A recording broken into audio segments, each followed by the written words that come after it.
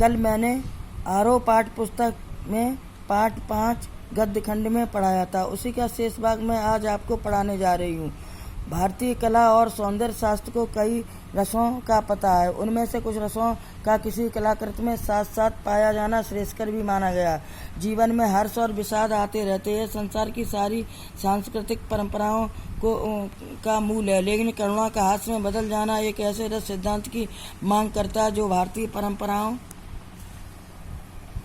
नहीं मिलता। रामायण तथा महाभारत में जो हास्य है वह दूसरों पर है और अधिकांशतः वह पर संताप से प्रेरित है। जो करुणा है वह अक्सर सद व्यक्तियों के लिए और कभी कभार दुष्टों के लिए है। संस्कृत नाटकों में जो विदूषक है वह राज व्यक्तियों से कुछ बदतमीजियां बस करता है, किंतु करुणा और हास्य का सामंजस्य उसमें भी नहीं है।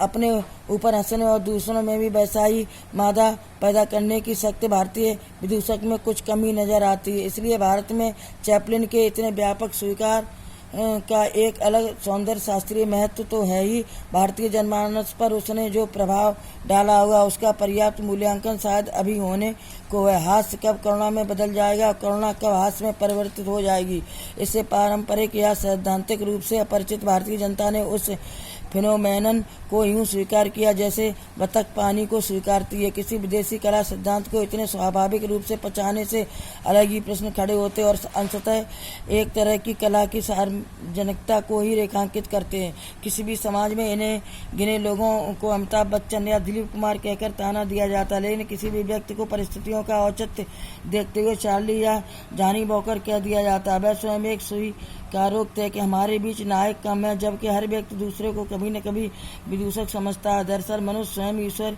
या नियत का विदूषक, क्लाउन, जोकर या साइड किक है। यह कारण नहीं है कि महात्मा गांधी से चार्ली चैपलिन का खासा पुट था और गांधी तथा नेहरू दोनों ने कभी चार्ली का सानिध्य चाहा था। चार्ली के नितांत भारतीय सौंदर्य शास्त्र की इतनी व्यापक स्वीकृति देखकर राज कपूर ने भारतीय फिल्मों का एक सबसे साहसिक प्रयोग किया। आवारा सिर्फ द ट्रैम्प का शब्दानुसार ही नहीं था, बल्कि चार्ली का भारतीयकरण ही था। वह अच्छा ही था कि राज कपूर ने चैपलिन की नकल करने के आरोपों की परवाह नहीं की। राज कपूर के आवारा और श्री 420 के पहले फिल्मी नायकों पर हंसने की और स्वयं नायकों के अपने पर हंसने की परंपरा नहीं थी। 1953 से 57 के बीच जब चैपलिन अपनी गैर ट्रैम्प नुमा अंतिम फिल्में बना रहे थे, तब राज कपूर चैपलिन का युवा अवतार ले रहे थे। फिर तो दिलीप कुमार, बाबुल, शबनम, कोहिनूर, लीडर, गोपी, देव आनंद, 9-2-11, फंटूस, 3 देवियां, शम्मी कपूर, अमिताभ बच्चन, अमर अकबर, एंथनी, तब श्रीदेवी तक किसी न किसी रूप में चैपलिन का कर्ज स्वीकार कर चुके हैं। बुढ़ापे में जब अर्जुन अपने दिवंगत मित्र कृष्ण की पत्नियों को डाकुओं से न बचा सके और हवा में तीर चलाते रहे, तो यह दृश्य करुणा और हास्योत्पादक दोनों था, किंतु महाभारत में सिर्फ उसकी त्रासद व्याख्या स्वीकार की। आज फिल्मों में किसी नायक को झाड़ियों से पिटना भी दिखाया जा सकता है, लेकिन हर बार हमें चार्ली की ही ऐसी फजीयतें याद आती हैं। बच्चों, शेष पाठ कल पढ़ाएंगे।